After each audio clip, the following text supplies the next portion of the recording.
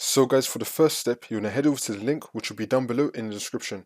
And then once we're here, you want to scroll down, and now you want to select your language, and then click on download. To know which one that you need, you want to head over to search and type in system information, click on it.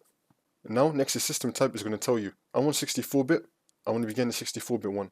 If your one says 86 or 32, then you want to be getting this one, 86. But most of you guys are also going to be on 64 like me. So you want to click on your download, and then click on download.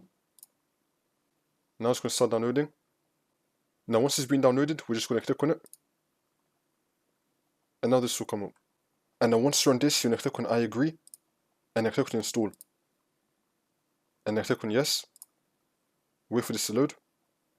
If you get this, click on yes. You probably won't do, but if you do, click on yes. And now that's been done, we're going to close this out. Now you just want to restart your computer, and then the problem should be fixed.